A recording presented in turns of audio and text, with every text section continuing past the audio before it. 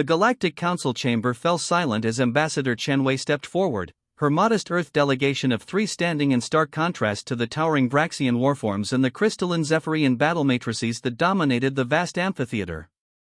For 3 centuries, Earth had been the quiet member of the Galactic Federation, always diplomatic, always yielding, always finding peaceful solutions to conflicts that had other species reaching for plasma cannons.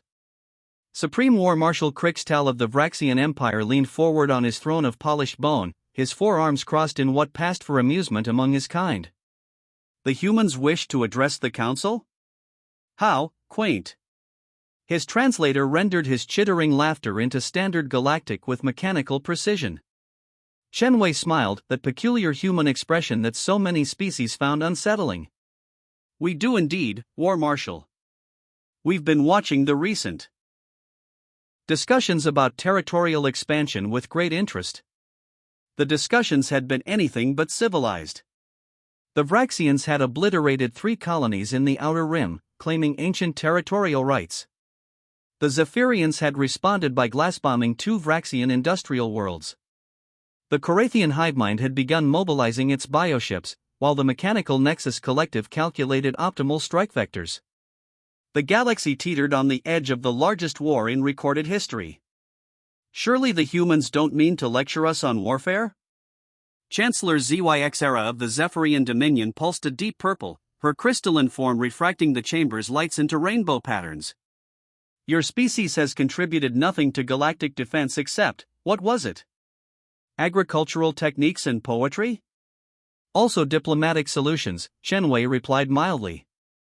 We've prevented approximately 437 conflicts over the past 3 centuries.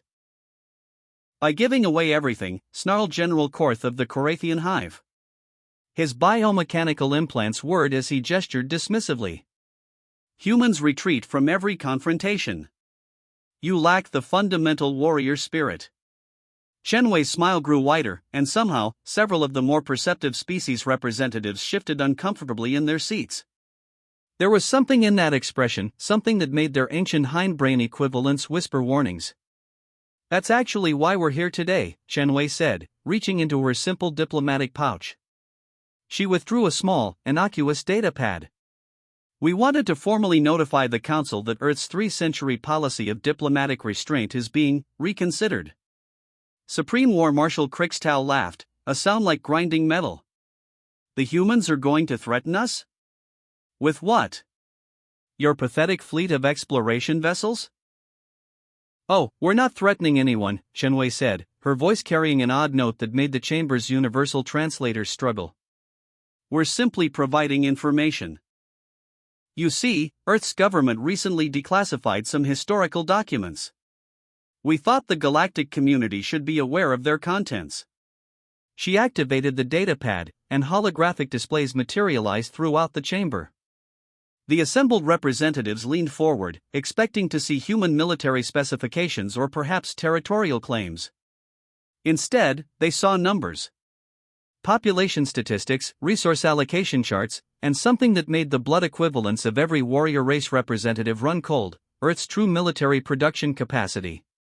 These are our wartime manufacturing figures, Chenwei explained conversationally. From our last major global conflict, approximately 800 years ago. We thought you might find them educational. The silence in the chamber was deafening. The numbers were impossible. The Vraxian Empire, the most militaristic society in known space, couldn't produce a tenth of what these documents suggested primitive Earth had manufactured in a single year of conflict.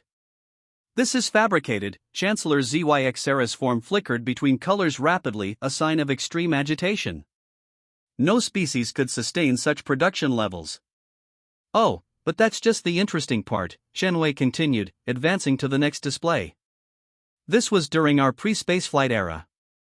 These production figures represent less than 30% of our modern capacity. And, of course, they're from when we were fighting each other. The implications hit the assembled representatives like a stellar shockwave. If humanity could produce such staggering quantities of war material while divided against itself, what could they accomplish united? But surely, War Marshal Krixtal's voice had lost its mocking tone. These are theoretical maximums. Actually, no. Chen Wei's smile never wavered.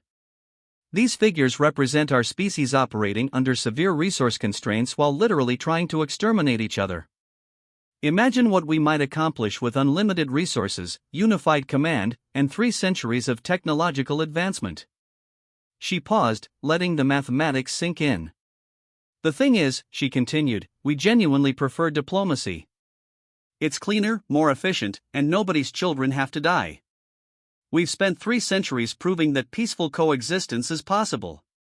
But we wanted to make sure everyone understood our commitment to peace is a choice, not a limitation. The chamber erupted into nervous chatter as species representatives began frantically calculating what Earth's true military potential might represent.